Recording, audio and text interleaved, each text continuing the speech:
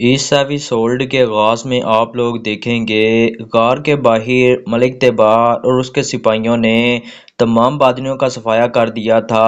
اسی دوران ایاز اور بوز گوج وہاں آتے ہیں۔ ان کو دیکھ کر ملک تیبار پوچھتا ہے سنچار اور ارسلان تاش کہاں ہیں؟ بوز گوج کہتا ہے ہم نے انہیں نہیں دیکھا، ہم نے غار میں موجود بادنیوں کا صفایا کر دیا تھا۔ بوز گوج کہتا ہے ہم نے انہیں نہیں دیکھا لیکن ہم نے غار میں موجود تمام بادنیوں کا صفایا کر دیا تھا۔ اس کے بعد ملک تیبار مقدس امانتوں کے بارے میں پوچھتا ہے۔ اس پر ایاز کہتا ہے ہم انہیں بھی تلاش نہیں کر سکے شہزادے۔ یہ سنتے ہی ملک تیبار بہت زیادہ پریشان ہو جاتا ہے اور پھر کہتا ہے یہاں ایک خفیہ راستہ ہے۔ یہ سن کر سب سپاہی اس جانب آگے بڑھ جاتے ہیں۔ ادھر دوسری طرف ایک خفیہ راستے سے نکلنے کے بعد بہرام جنگل کی طرف دوڑ پڑتا ہے جبکہ اس کے پاس وہ مقدس امانتیں بھی موجود ہوتی ہیں اور سنچار اس کے پیچھے پیچھے بھاگ رہا ہوتا ہے۔ دوسری طرف حسن صبا اور بادنی سربراہ ایک جگہ پر کھڑے ہوتے ہیں۔ حسن صبا سربراہ سے کہتا ہے اگر یہ میں نہ جان پاتا کہ غزالی مرا نہیں ہے تو ہم بہت بڑی مصیبت میں پھنس جاتے اور آج ہم سلجوقوں کے قبضے میں ہوتے۔ ادھر دوسری طرف غار کے دوسرے راستے پر رستم آگ لے کر کھڑا ہوتا ہے جبکہ اندر ارسلان تاش امانتوں کو تلاش کرتے کرتے خفیہ راستے کی جانب بڑھ رہا ہوتا ہے۔ غار میں چلتے چلتے ارسلان تاش ایک دم سے رک جاتا ہے۔ اسے آتش گیر مادے کی بو آتی ہے۔ بو کو سونگھ کر ارسلان تاش کہتا ہے انہوں نے ہر طرف آتش گیر مادہ پھینکا ہے۔ یہ کہتے سار ہی ارسلان تاش پیچھے کی طرف دوڑ پڑتا ہے جبکہ رستم وہ آگ والا ڈنڈا غار میں پھینک دیتا ہے۔ ادھر دوسری طرف ارسلان تاش بھاگتے بھاگتے ملک تیبار اور ان کے سپاہیوں سے ملتا ہے اور ان سے کہتا ہے ارسلان تاش کہتا ہے بادنیوں نے غار میں آتش گیر مادہ پھینکا ہے، ہمیں جلد سے جلد یہاں سے نکلنا ہوگا۔ سنچار دوسری طرف سے مقدس امانتوں کو لے کر دوسرے راستے سے نکل آئے گا۔ یہ کہہ کر وہ بڑی تیزی سے بڑھنے لگ جاتے ہیں۔ اس کے ساتھ ہی ایک زوردار دھماکے سے غار پھٹ جاتی ہے۔ ادھر دوسری طرف ایلچین خاتون اپنی ملازمہ کے ساتھ اس جگہ پر پہنچ جاتی ہے جہاں پر اس تاجر نے اس جگہ کا نقشہ دیا تھا جہاں پر دروازے پر دو سپاہی پہرا دے رہے ہوتے ہیں جبکہ قریب ہی ایلچین خاتون کے سپاہی بیس بدل کر وہاں پر موجود ہوتے ہیں۔ اس کے بعد ایلچین خاتون اپنے اشارے سے اپنے سپاہیوں کو ایک طرف بھیج دیتی ہے جبکہ اپنی ملازمہ کے ساتھ ایک غار میں داخل ہو جاتی ہے۔ ان کو دیکھ کر سلجوقی سپاہی ان کی جانب بڑھتے ہیں۔ یہ دیکھ کر ایلچین خاتون اور اس کی ملازمہ ان کو زمین پر پٹک دیتی ہیں۔ اس کے بعد سپاہیوں کے کپڑے سے دروازے کی چابی نکالتی ہیں اور کہتی ہیں ہم نے اپنے بھائی قلعہ ارسلان کو ڈھونڈ لیا۔ یہ کہہ کر وہ جیسے ہی دروازے کو کھولتی ہیں یہ دیکھ کر ایلچین خاتون کی آنکھیں کھلی کی کھلی رہ جاتی ہیں کیونکہ وہاں ان کے بھائی نہیں بلکہ سلطان ملک شاہ ہوتے ہیں۔ یہ دیکھ کر ایلچین خاتون کے پاؤں تلے زمین نکل جاتی ہے۔ ادھر دوسری طرف پہاڑ کی چوٹی پر بہرام مقدس امانتیں لے کر بھاگ رہا ہوتا ہے جبکہ بھاگتے بھاگتے پیچھا کرتے ہوئے سنچار بھی اس کے پیچھے پہنچ جاتا ہے۔ یہ دیکھ کر بہرام مقدس امانتیں زمین پر رکھ دیتا ہے اور سنچار سے لڑنے کے لیے تیار ہو جاتا ہے اور دور کھڑا کمانڈر یارگوز اپنے سپاہیوں کے ساتھ یہ سارا منظر دیکھ رہا ہوتا ہے۔ سنچار آگے بڑھتے ہوئے بہرام سے کہتا ہے بھاگنے کا کوئی راستہ نہیں بچا، میں تم سے تمام راز اگلواؤں گا بہرام۔ بہرام کہتا ہے تم میری جان تو لے سکتے ہو لیکن راز نہیں۔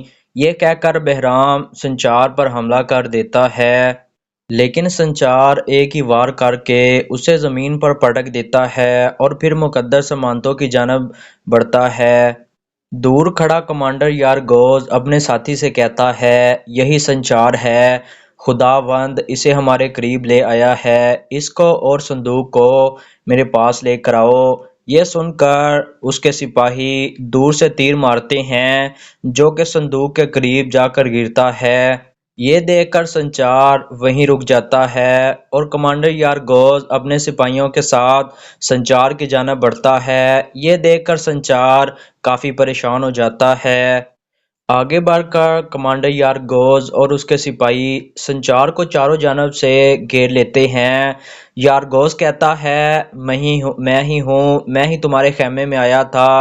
یہ سن کر سنچار کو بہت زیادہ غصہ آتا ہے۔